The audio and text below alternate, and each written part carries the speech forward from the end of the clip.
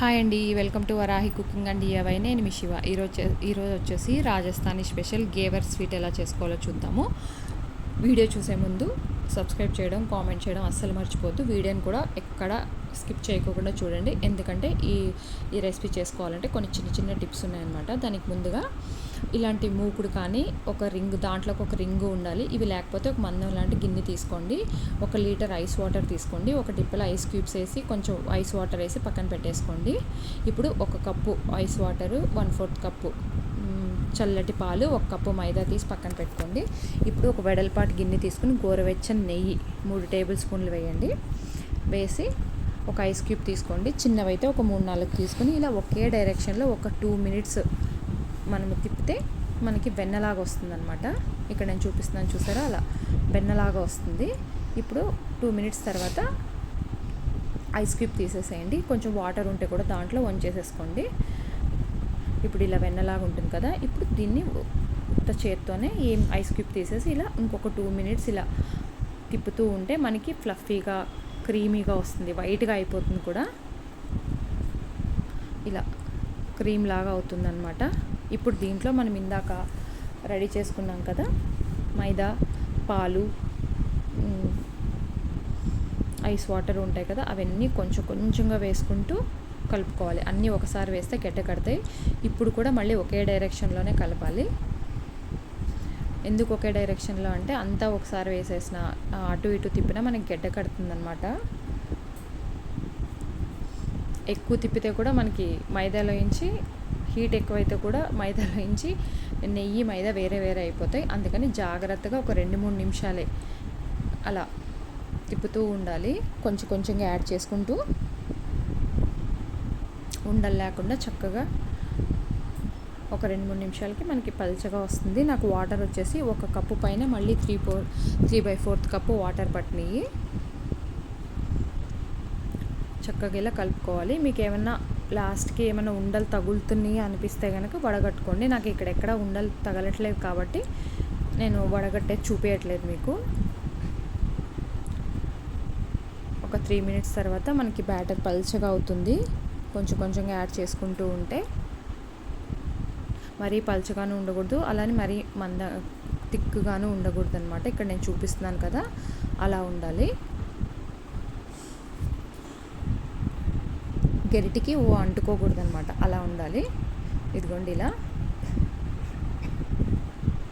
ఇప్పుడు దీన్ని ఫ్రిడ్జ్లో పెట్టేసేసుకుందాము. ఇప్పుడు ఇందాక నేను ఒక గిన్నె చూపించాను కదా, ఆ గిన్నెలో 1 కప్పు నూనె, 1 కప్పు నెయ్యి వేసి సిమ్లో బాగా వేడి చేసుకోవాలి. వేడైన తర్వాత ఒక గరిటి పిండిని ఇట్లా కొంచెం కొంచెంగా 7-8 సార్లు కింద వేసుకోవాలి. ఒక 2 సార్లు వేసిన తర్వాత మజ్జిగ కవ్వంతో కానీ అట్టములతో కానీ మధ్యలో హోల్ పెట్టుకోవాలి. ఈ గేవరికి ఫస్టే హోల్ పెట్టుకుంటేనే బాగా, తర్వాత హోల్ పెట్టడానికి రాదు, విరిగిపోతుంది. ఇలా పొయ్యి కూడా హై ఫ్లేమ్లో పెట్టుకోవాలి. మీకు కిందది మాడుతుంది అనిపిస్తే మీడియం ఫ్లేమ్లో పెట్టుకోండి. సిమ్లో మాత్రం అస్సలు పెట్టకూడదు. ఇది మాత్రం అస్సలు మర్చిపోవద్దు.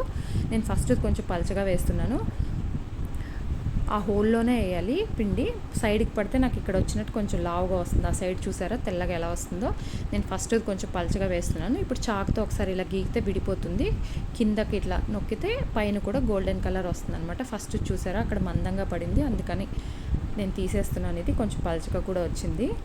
ఇప్పుడు ఇందాక నేను ఐస్ క్యూబ్స్ రెడీ పెట్టుకున్నాను కదా, దాంట్లో పెట్టేసుకుని రెండోది కూడా మళ్ళీ పొయ్యి హైలో పెట్టుకుని ఇలా 2 సార్లు వేసిన తర్వాత హోల్ పెట్టుకోండి. మీకు కింద మాడుతుంది అనుకుంటే మీడియం ఫ్లేమ్లో పెట్టుకోండి. అలా ఒక గరిటిని మళ్ళీ చెప్తున్నాను, ఒక గరిటి పిండిని 7-8 సార్లు వేసుకోవాలి. ఇప్పుడు రెండోది కూడా రెడీ అయిపోయింది. ఇప్పుడు రెండోది కొంచెం మందంగా వేస్తున్నాను. సైడ్తో ఇట్లా చాక్తో ఇట్లా అంటే కిందకి వెళ్తుంది. ఇలా నొక్కి పైన కూడా గోల్డెన్ కలర్లో ఫ్రై చేసుకోవాలి.